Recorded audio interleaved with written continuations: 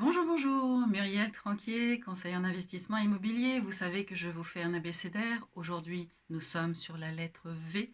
La lettre V avec laquelle j'ai envie de vous parler du viager. Ça ressemble au démembrement, donc forcément.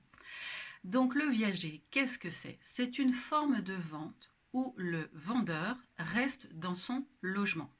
Il vend la propriété future de son bien à son décès, d'où le mot viager, puisque ça définit la fin de vie, hein, la vie jusqu'à la mort, et donc il va rester dans les lieux ou pas. Donc on parle de viager occupé s'il conserve le bien comme une résidence principale, ou un viager libre si c'est un bien dans lequel il ne vit pas, ou un bien locatif. Ces biens en viager sont acquis d'une certaine façon. La plus commune, c'est la rente. En fait, l'acquéreur ne passe pas par la banque, il va régler directement au vendeur un solde de vente qui a été déterminé par rapport à une estimation normale de l'immobilier. Vous partez d'un prix qui est un prix marché de l'immobilier, vous ôtez le pourcentage de l'occupation, puisqu'en fait le vendeur va garder un droit d'habitation, et ce droit d'habitation a une valeur qui sera donc ôtée au montant de l'acquisition, donc l'acquéreur achète moins cher.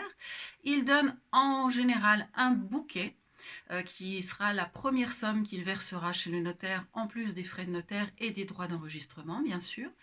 Et il va avoir, au moment de toute la vie du vendeur, le crédit rentier, puisque le vendeur s'appelle le crédit rentier, il va percevoir des rentes tout au long de sa vie jusqu'à son décès.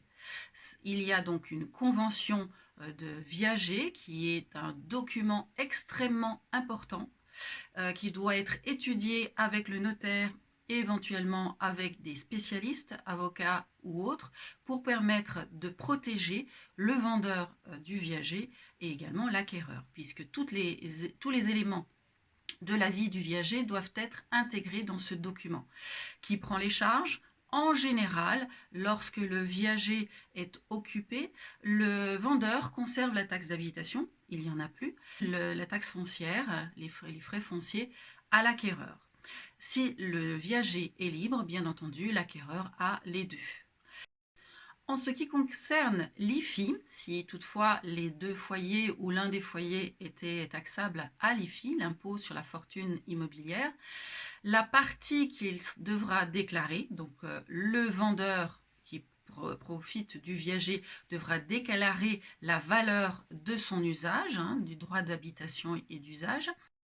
La valeur d'un droit d'usage par rapport à un usufruit, c'est 60% de la valeur de l'usufruit. Donc en général, on calcule le viager en fonction de cette somme et on l'ôte au prix d'acquisition pour l'acheteur. Donc vous avez la taxe foncière, la taxe d'habitation. Éventuellement, si vous voulez revendre un droit de viager, lorsque vous êtes acquéreur, que vous sentez que vous ne pouvez plus à ce moment-là payer vos rentes, vous pouvez revendre votre viager à quelqu'un d'autre, de façon à ce qu'il continue à payer les rentes et vous pourriez à ce moment-là récupérer une partie de la somme que vous avez déjà versée. Si vous ne pouvez plus payer, et cela c'est souvent indiqué dans les conventions, vous allez perdre complètement les sommes que vous avez versées en viager comme compensation auprès du vendeur, puisque vous n'avez pas été au bout de votre acquisition. Si éventuellement c'est trop onéreux, ça peut passer devant le juge qui lui-même statuera. Donc faites attention, dans une convention, il faut bien indiquer les droits des parties, les obligations des parties et ce qu'ils peuvent défendre comme acquis s'ils ont des choses à défendre. Le viager occupé peut devenir un viager libre au moment de la vie du viager, c'est-à-dire que le vendeur vieillissant a peut-être besoin d'une aide médicalisée et il ne peut plus rester dans son domaine. Du coup, à ce moment-là, il aura préférence à quitter son logement. Du coup, l'acheteur pourra venir dans le bien avec autorisation bien sûr du vendeur et à ce moment-là, il devra le compenser puisque la valeur de ce qu'il a acquis est plus importante. Là, il a également la possibilité d'aller dans le bien. C'est comme s'il avait acheté finalement un viager libre, donc il devra une rente plus importante. Ce qui peut être beaucoup plus intéressant d'ailleurs au vendeur, parce que s'il va dans une maison médicalisée qui coûte très cher, cette augmentation peut d'ailleurs lui permettre de payer ses différents frais. Comment va être taxée cette somme que va payer l'acheteur auprès du vendeur? Donc s'il vend sa résidence principale, le bouquet, qui est à l'équivalence de la vente de votre résidence principale, ne sera pas taxé pour vous à la plus-value. Si toutefois vous vendiez un viager libre sur une résidence secondaire ou sur une résidence locative, vous seriez taxé sur la plus-value de cette partie du bouquet. Ensuite, vous allez percevoir en tant que viager, crédit rentier, des rentes. Comment vont être fiscalisées ces rentes? Elles ne sont pas sans fiscalité. Vous serez fiscalisé en fonction de l'âge auquel vous avez commencé votre viager. Vous aurez un abattement qui sera dégressif pour arriver au-delà de 70 ans à un abattement de 70%. Vous conserverez de toute façon 30% taxable sur votre feuille d'imposition. Mais en règle générale, le viager est une très très bonne solution pour subvenir aux besoins d'un retraité qui n'en a plus, ou souvent d'un veuf qui se retrouve tout seul dans sa maison avec de grosses charges et qui n'a pas forcément de famille ou de famille qui pourrait l'aider au cas où et permettre de conserver son logement.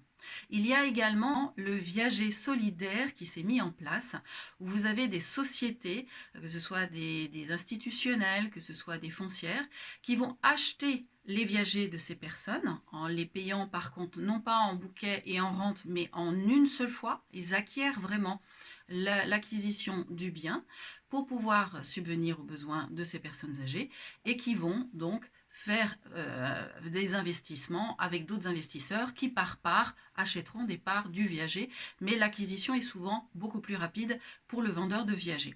Donc il y a plusieurs solutions et vous pouvez la mettre en parallèle à la vente en démembrement où vous vendez à ce moment-là la nue propriété de votre résidence principale, mais par contre, là, à la différence du viager, vous conservez l'usage, mais également la possibilité de louer. Donc quand vous partez de votre bien, quand vous êtes dans une vente en démembrement, eh bien vous conservez les fruits, vous pouvez mettre votre bien en location et conserver à ce moment-là les fruits de votre bien.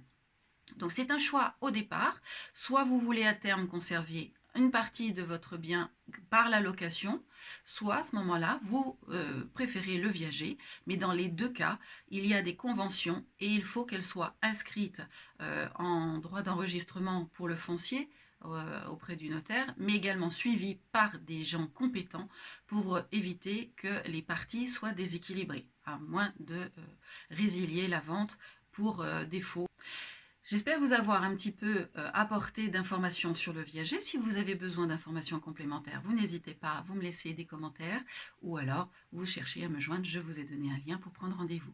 Je vous souhaite une belle journée. Je vous dis à bientôt.